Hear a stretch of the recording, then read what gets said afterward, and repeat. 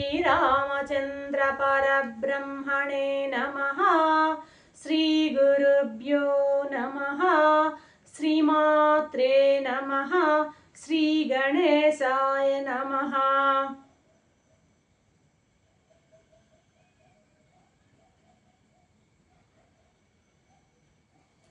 ప్రియాత్మ బంధువులారా, యోగ వాసిష్టం నిర్వాణ ప్రకరణము 613వ భాగం. వివాహానికి సికిధ్వజుడు ఆ చూడాల అంటే ఆ మదనిక అనేటువంటి ఆ పేరు పెట్టుకుంది కదా, ఆ అమ్మాయి ఆ మదనిక సికిధ్వజుల యొక్క వివాహానికి ఏర్పాట్లన్నీ జరిగాయి. ఆమె పేరు మార్చేసుకుంది, వివాహం అయిపోయింది. అతను ఇతనిలో ఏమీ మార్పు లేదు. అలాగే ఆయన ఏమాత్రం చిత్తప్రజ్ఞుడు, ఏమాత్రం మార్పు లేని స్థితిలో ఉన్నాడనమాట. ఈమె పగలంతా వెళ్ళిపోతుంది, రాజధానికి వెళ్తుంది, అక్కడ రాజకార్యాలన్నీ నెరవేరుస్తుంది, మళ్ళీ రాత్రి ఇక్కడికి వచ్చేస్తుంది అనమాట. స్త్రీగా మారిపోతుంది. కొంతకాలం అయ్యాక బాగా పరిశీలిస్తోంది, ఏమైనా మనోవికారాలు కలుగుతాయా, స్త్రీగా వివాహం చేసుకున్నారు కదా, ఈ స్త్రీ పురుషుల మధ్య కలిగేటువంటి ఆ వికారాలు ఏమైనా కలుగుతున్నాయా అతనిలో అని బాగా గమనిస్తుంది. అతనిలో ఏ మార్పు అతనికి గమనించలేకపోయిందనమాట. అసలు భోగాలను అనుభవించాలన్నటువంటి దృష్టే అతనిలో ఏకోచాన కనపడలేదన్నమాట. ఇలా రోజులు గడుస్తూ ఉన్నాయి. ఒకరోజు అల్లంత దూరాన సికిధ్వజునికి ఆ దేవేంద్రుడు కనపడ్డాడట, ఉన్నట్టుండి దేవేంద్రుడు కనపడ్డాడట. సికిధ్వజుడు ఆ దేవేంద్రుడిని గమనించి పక్కన ఇక్కడ ఈ కుంభుడు కనపడలేదు, దేవేంద్రుడు కనపడ్డాడు.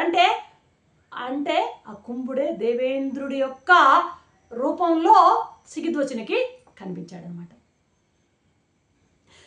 వెంటనే ఈయన నమస్కరించాడు. దేవేంద్రుడిని నమస్కారం చేసి, దేవేంద్ర, ఎక్కడి నుంచి వస్తున్నారు, ఏమిటి హఠాత్తుగా ఈ అరణ్యంలో నాకు ఇలా దర్శనమిచ్చారు అంటూ ఆశ్చర్యంగా ప్రశ్నించాడు సికిధ్వజుడు దేవేంద్రుడిని. అర్థమైందా? వెంటనే ఈ దేవేంద్రులు వారు చెప్తున్నారు, అయ్యా, నీ యొక్క గుణగణాలన్నింటినీ, నీ గొప్పతనం అంతా కూడా కుంభుడి ద్వారా విన్నాను నేను. మా దేవలోకానికి పాకింది నీ యొక్క గొప్పతనం అంతా. నువ్వు మహాబ్రహ్మవేత్తవట. నీ మనసులో వికారం అనేది ఏమాత్రము పొడసూపదట. నిన్ను ఒక్కసారి కలిసి ప్రత్యక్షంగా పలకరించి దర్శించిపోవాలని నేను ఇక్కడికి వచ్చాను అంటూ మెల్లగా ఒక చిన్న బిస్కెట్ వేస్తున్నాడు దేవేంద్రుడు. అయ్యా, నీవెందుకయ్యా ఈ భూమిపై, స్వర్గానికి వెళ్దాం పదా, దేవతలందరూ కూడా నీ గురించి ఎదురు చూస్తూ ఉన్నారు. కుంభుడు దేవలోకమంతా నీ గొప్పతనాన్ని గురించి ప్రచారం చేశాడు బాగా. వాళ్ళందరూ కూడా, దేవతలందరూ, అప్సరసలందరూ 1000 కన్నులతో నీ రాక కోసం ఎదురు చూస్తూ ఉన్నాడు. నీవు జీవన్ముక్త స్థితిలో ఉన్నావు కదా, జీవన్ముక్తుడివి కదా. నువ్వు జీవన్ముక్తుడికి ఎటువంటి సుఖాన్ని అనుభవించినా అతను పోయేదేమీ లేదు. జీవన్ముక్తుడికి సుఖాన్ని అనుభవించినా పోయేది లేదు, అనుభవించకున్నా అతనికి ఏం నష్టమేమీ లేదు కదా. కాబట్టి నీవు ప్రాప్తం ఏదైతే ఆ ప్రాప్తమైన దాన్ని అనుభవించడం అనేది ప్రాప్తస్య ప్రాప్తః, ప్రాప్తమైన దాన్ని అనుభవించేది జీవన్ముక్తుడి యొక్క లక్షణం కదా. ప్రారబ్ధం ఏమిస్తే దాన్ని గ్రహించడం జీవన్ముక్తిని, దాన్ని ప్రకారంగా నడుచుకోవడం జీవన్ముక్తుని యొక్క లక్షణం కదా. ప్రారబ్ధం దుఃఖ ప్రారబ్ధమైనా ఉండొచ్చు, ప్రారబ్ధం అని మనం కూడా అనుకున్నాం. ప్రారబ్ధం అంటే కేవలం దుఃఖం కాదట. దుఃఖ ప్రారబ్ధమైన మన ప్రారబ్ధంలో దుఃఖం ఉంటే దుఃఖం అనుభవానికి వస్తుంది, సుఖం ఉంటే సుఖం అనుభవానికి వస్తుంది. ప్రారబ్ధం దుఃఖమైనా కావచ్చు, సుఖమైనా కావచ్చు కదా. కాబట్టి రావయ్యా, నాతో వెళ్దాం రా, నీకేమిటి జీవన్ముక్తుడివి, నీకేం పట్టింపులు లేవు కదా, స్వర్గానికి పోదాం రావయ్యా, రా అక్కడ నీ కోసం అందరూ కూడాను అప్సరసలందరూ వెదురు చూస్తున్నారు. రకరకాల వైభోగాలన్నీ నీ కోసం ఉన్నాయి. అనుభవిస్తే ఏంటి, అనుభవించకపోతే ఏంటి, నువ్వు జీవన్ముక్తుడివి, కాబట్టి నా వెంట రా అని ఒక రకం ప్రలోభానికి గురి చేస్తున్నాడు దేవేంద్రుడు అనమాట. శిఖధ్వజుడు, అయ్యా నీకు నమస్కారం, నీ నీ స్వర్గంలో ఉండే వ్యవహారం అంతా నాకు తెలియదేం కాదయ్యా. అయితే నాకేమి ఆ స్వర్గ సుఖాలు, స్వర్గం క్షీణే పుణ్య మధ్యలోకే అనేటువంటి విషయం నాకు తెలియందేమీ కాదు.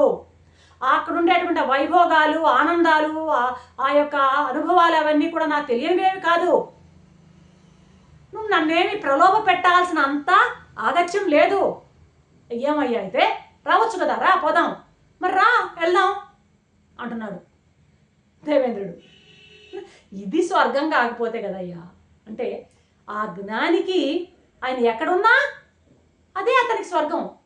నాకు ఇది స్వర్గం కాకపోతే కదా, నేను ఇప్పుడు స్వర్గంలోనే కదా ఉన్నాను, నేనున్నదే స్వర్గము అయ్యా.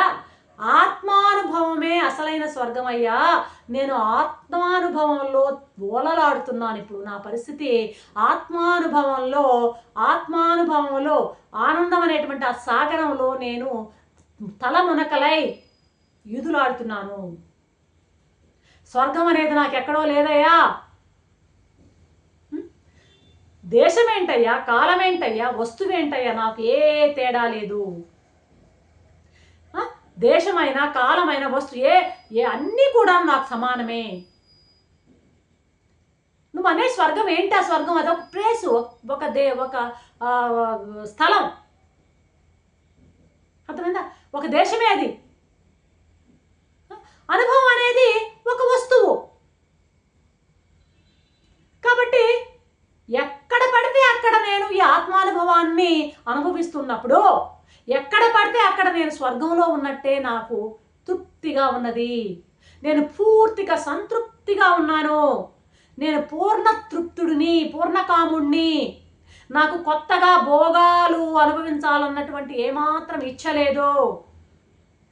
ఇక తమరు నాకేది కొత్త ఆయుష్ భోగాలను ఏవీ ప్రసాదించనక్కర్లేదు. నాకు సర్వము భోగమే. ప్రతి చోట, ప్రతి వస్తువులో, ప్రతి కాలంలోనూ నేను ఆనందంలో రమిస్తూనే ఉన్నాను. నాకు అన్నీ ఉన్నాయి, నాకేది లేనిదేది లేదు. పూర్ణకాముని, నా మనసులో ఏ కోరిక లేదు. కాబట్టి అంత ఆనందంలో నేను మునిగి తేలుతున్నాను. ఇప్పుడు ఏదైనా ఒక కోరిక ఉంది అంటే ఆ కోరిక కోసం ఎవరైనా సరే అరులు చేస్తారు. కొరత ఉన్నట్టు లెక్క, కోరిక ఉంటే కొరత ఉన్నట్టు లెక్క. ఆ కోరిక అనేది లేకపోతే కొరత లేదు. అర్థమైందా? నాకు ఏ కోరిక లేదు కాబట్టి నాకు ఏ కొరత లేదు. ఎప్పుడు లేకుండా పోతుంది ఒక కోరిక అంటే? ఎప్పుడు కోరిక అనేది ఎప్పుడు లేకుండా పోతుంది అంటే అన్నీ మనకు దొరికినప్పుడే కదా కోరిక లేకుండా పోతుంది. మనకి ఎప్పుడు అన్నీ దొరుకుతాయి, అన్నీ సంప్రాప్తిస్తాయి అంటే సర్వాత్మ భావనలోనే మనకు అన్నీ సంప్రాప్తిస్తాయి. నేను ప్రస్తుతం ఉన్నటువంటి నా భావన సర్వాత్మ భావనలో ఉన్నాను, సర్వాత్మ స్థితిలో ఉన్నాను, బ్రహ్మాత్మ స్థితిలో ఉన్నాను నేను. నీ స్వర్గం, నువ్వు చెప్పేటువంటి స్వర్గం ఏదో ఒక ప్రదేశంలో ఉన్నదయ్యా, ఏదో ఒక చోట ఒక మూల పడి ఉంది అది. కాబట్టి ఈ అనంత సృష్టిలో ఎక్కడో ఒక చోట ఉన్నది నీ స్వర్గం. ఆ స్వర్గానికి వచ్చి ఆ భోగాలన్నీ నేను ఇస్తాను, నేను రెడీగా ఉన్నాయా పళ్ళెంలో పెట్టుకుని నీ కొరకు అని చెప్తున్నావు. నాకు అవేమీ అక్కర్లేదు. ఎందుకంటే నేను ఎక్కడ ఉన్నానో అక్కడే ఆత్మానందం అనేటువంటి ఆ స్వర్గం నా చుట్టూ ఉన్నది. ఆ స్వర్గంలో నేను తల మునకలై ఉన్నాను. నాకే కొరత లేదు. నేను పూర్ణ కాముణ్ణి. నాకు ఎటువంటి భోగాల మీద ఆశ లేదు అంటూ దేవేంద్రుడికి విన్నవించుకున్నాడు శిఖధ్వజుడు. రేపటి ఎపిసోడ్లో ఏం జరుగుతుందో చూద్దాం. అంతవరకు సెలవు. సర్వం శ్రీరామచంద్ర చరణార